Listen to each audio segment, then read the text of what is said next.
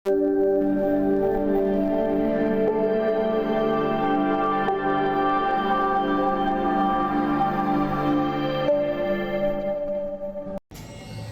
Dear students, आज हम twelfth accountancy का एक बहुत ही इम्पोर्टेंट टॉपिक एग्ज़ाम से रिलेटेड कि एग्ज़ाम में पास कैसे हो सकते हैं उसके बारे में डिस्कशन करेंगे।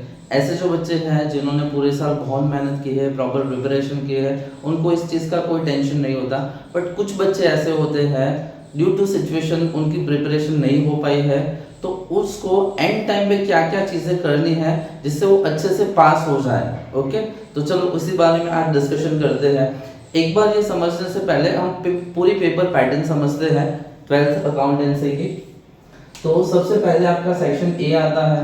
तो सेक्शन ए में 20 एमसीक्यूज आएंगे, हर एक एमसीक्यू का 1 मार्क्स है, that is 20 marks. Section B, यहाँ पे आपको 1 सेंटेंस वाले क्वेश्चन आंसर्स मिलेंगे। यहाँ पे 10 क्वेश्चंस आएंगे, इसका भी वेटेज 1 मार्क्स है, मतलब कुल मिला के 10 मार्क्स। सेक्शन सी, यहाँ पे आपको 3 मार्क्स वाले 4 क्वेश्चन पूछे जाएंगे, इसका वेटेज है 12 मार्क्स। सेक्शन डी, यहाँ पे आपको 4 मार्क्स वाले 3 क्वेश्चन पूछे जाएंगे, तो उसका भी वेटेज है 12 मार्क्स। सेक्शन ई, यहाँ पे आपको लॉन्ग क्वेश्चन दिखाई देंगे जो हर एक क्वेश्चन 8 मार्क्स का होगा। 3 क्वेश्चंस आपको अटेम्प्ट करने हैं, 24 मार्क्स। और सेक्शन एफ में 11 मार्क्स वाले 2 क्वेश्चन पूछेंगे जाएंगे, दैट इज 22। अब देखो यहाँ पे पूरी पेपर पैटर्न अगर आप देखोगे तो कुछ चीजें ऐसी हैं, भले आपने पूरे साल बिल्कुल प्रिपरेशन नहीं की, बट यहाँ पे कुछ चीजें ऐसी हैं जो अगर आप थोड़ी बहुत भी अच्छे से कर लेते हो तो आपको पास होने से कोई नहीं रोक सकता। चलो इस चीज को थोड़ा सा समझते हैं। सबसे पहले बात करते हैं सेक्शन ए की। तो सेक्शन ए में आपको 20 एमसीक्यूज मिलेंगे। अब यहाँ पे सबसे बड़ा फायदा क्या है कि आपको जो एमसीक्यू दिए जाएंगे उसके चैप्टर फिक्स है। पार्ट 1 के चैप्टर नंबर 1, 3, 4, 5, 6, 7 यहाँ से आपको एमसीक्यू पूछे जाएंगे, और पार्ट 2 के चैप्टर नंबर 1, 2, 4, 5 और 6 में से आपको एमसीक्यू पूछे जाएंगे। अब यहाँ पे अगर आप और कुछ नहीं करते हो तो सिंपली टेक्स्ट बुक में पीछे एमसीक्यूज दिए हैं हर एक चैप्टर के बाद, तो उतने भी अगर आप कर लोगे तो यहाँ पे आपके जो 20 मार्क्स के एमसीक्यूज हैं इसमें से आपके मिनिमम 15 मार्क्स आ सकते हैं। देखो एमसीक्यू 1-2 बार याद करोगे, ऑप्शंस आपके सामने रहेंगे, तो ये आपको इजीली याद हो जाएंगे। उसके बाद बात करते हैं 1 सेंटेंस वाले। तो 1 सेंटेंस वाले में यहाँ पे भी आपको चैप्टर्स एडवांस में पता है कि पार्ट 1 में से चैप्टर नंबर 3, 4, 6, 7 से 1 सेंटेंस वाले आएंगे, और पार्ट 2 है उसमें से चैप्टर नंबर 2, 5 और 6 में से 1 सेंटेंस वाले आएंगे। यहाँ पे भी और आप कुछ नहीं करते हो, तो सिंपली आपको क्या करना है, जो टेक्स्ट बुक के पीछे दिए हैं 1 सेंटेंस वाले उतने ही कर लो। ज्यादातर ऐसा देखा गया है कि टेक्स्ट बुक के जो पीछे वाले हैं उसमें से पूछे जाते हैं। तो यहाँ पे अगर आपने इतना भी कर लिया, मान लो पूरे मार्क्स नहीं आते तो आपको 6 मार्क्स भी अगर मिल जाते हैं तो 10 में से आपके 6। सेक्शन सी और डी, मान लो इसमें अलग अलग चैप्टर्स है, पूरे साल आपने कुछ भी नहीं किया है तो इसको कंप्लीटली हम अवॉइड कर देंगे, चलो इसमें से हमें कुछ नहीं आता। अब सेक्शन ई की। सेक्शन ई में आपको 3 क्वेश्चंस अटेम्प्ट करने हैं, हर एक क्वेश्चन का 8 मार्क्स है। यहाँ पे आपको कॉमन ऑप्शन मिल रहा है, इसका मतलब आपको टोटल 5 क्वेश्चन दिए जाएंगे, इसमें से रैंडमली आपको जो पसंद है कोई भी 3 क्वेश्चंस आप अटेम्प्ट कर सकते हो। अगर हम देखें तो क्वेश्चन नंबर 42 पार्ट 1 का chapter number 5, that is admission of a partner. Okay, part 1 का ही चैप्टर नंबर 5 में से क्वेश्चन नंबर 43 आएगा, ये भी सेम चैप्टर का है, एडमिशन ऑफ अ पार्टनर्स। और क्वेश्चन नंबर 44 पार्ट 1 का chapter number 6, retirement of a partner. अगर ये 3 क्वेश्चंस आप ध्यान से देखोगे तो इसमें आपको बनाना क्या है, तो कि revaluation account, partners capital account, या तो फिर करंट अकाउंट और बैलेंस शीट।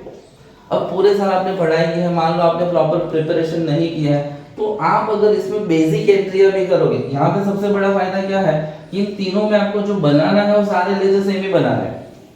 एडमिशन भी आपका रिवैल्यूएशन अकाउंट आएगा, पार्टनर्स कैपिटल अकाउंट और बैलेंस शीट आएगा।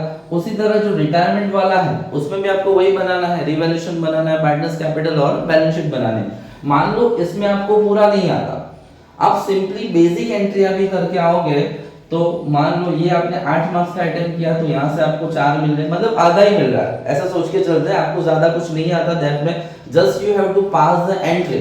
ओके, तो यहाँ पे 4 मार्क्स, इसमें भी आपने 4 मार्क्स और यहाँ पे भी आपने कुछ नहीं किया, मतलब बेसिक एंट्री की है तो 4 मार्क्स। तो ये टोटल 24 मार्क्स का है, तो यहाँ से मिला के आपको कितना मिल जाएगा 12 मार्क्स।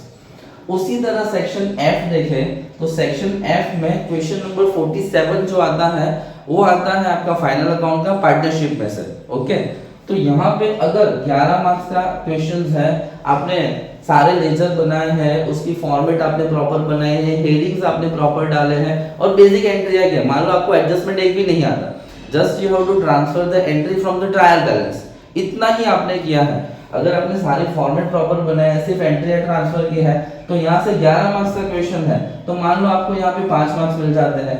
उसी तरह पार्ट 2 का चैप्टर नंबर 3 है जो कंपनी का फाइनल अकाउंट, वहाँ पे फॉर्मेट फिक्स है, आप शांति से एक बार फॉर्मेट लर्न कर लो। ओके, वही फॉर्मेट में आपको कोई ज्यादा कैलकुलेशन नहीं करना, just you have to put the entry on that particular proper format. तो वहां से अगर आप, और एक्सरसाइज में भी बहुत कम क्वेश्चन दिए हैं, कंपनी का फाइनल अकाउंट है उसमें, और उसी तरह इलस्ट्रेशन भी 3-4 से ज्यादा नहीं है, तो इसमें भी आपने मान लो सिर्फ फॉर्मेट लर्न की है और फॉर्मेट में वैल्यू पुट की है, तो मान लो यहाँ पे आपको 6 मार्क्स मिल जाते हैं। तो अगर हम इसका टोटल करते हैं तो देखो, सेक्शन ए की बात करें, एमसीक्यू आपने पढ़े हैं शांति से। ओके, एग्जाम के 1-2 दिन पहले भी अगर आप पढ़ोगे तो एमसीक्यू आपको इजीली लर्न हो जाएंगे। तो यहाँ से 15। सेक्शन बी की बात करें, वहां पे आपके शॉर्ट आंसर्स थे, ठीक है। यहाँ पे आपने टेक्स्ट बुक वाले जो भी टेक्स्ट बुक के पीछे दिए हैं उस 1 सेंटेंस वाले आपने लर्न किए हैं, मान लो यहाँ से आपके 6 मार्क्स आ गए। सेक्शन सी और सेक्शन डी, मान लो यहाँ पे चैप्टर्स अलग अलग हैं, आपने कुछ भी नहीं, जीरो प्रिपरेशन है, और मान लो आपने वहाँ पे कुछ भी नहीं लिखा, तो यहाँ पे मान लो आपको एक भी मार्क्स नहीं मिल रहा। ओके, अब आ जाता है सेक्शन ई के ऊपर। तो सेक्शन ई में सिर्फ ये 2 चैप्टर, और इस दोनों चैप्टर में भी लेजर तो आपको सेम ही बनाने हैं, कोई अलग अलग नए लेजर बनाने नहीं है। यहाँ पे आपने प्रॉपर फॉर्मेट बनाई है, उसके हेडिंग्स डाले और बेसिक एंट्री आपको जो आती है वो की है। तो यहाँ से आपको कितने मार्क्स मिल रहे थे सेक्शन ई से 12 मार्क्स, और सेक्शन एफ जो फाइनल अकाउंट का है।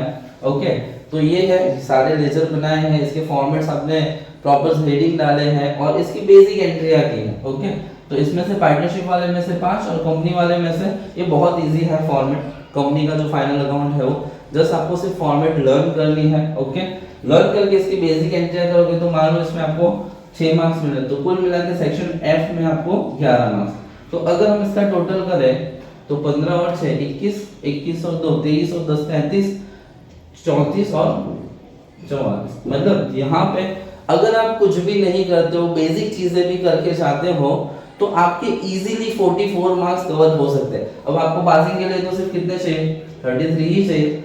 मतलब कि अकाउंट में अगर आप थोड़ा बहुत भी प्रॉपर प्रिपरेशन करते हो, एग्जाम के 2 दिन पहले भी करते हो या 1 दिन पहले भी प्रॉपर लेके बैठते हो, थोड़ा समझ के करते हो, तो अकाउंट में पास होना बहुत ही इजी है।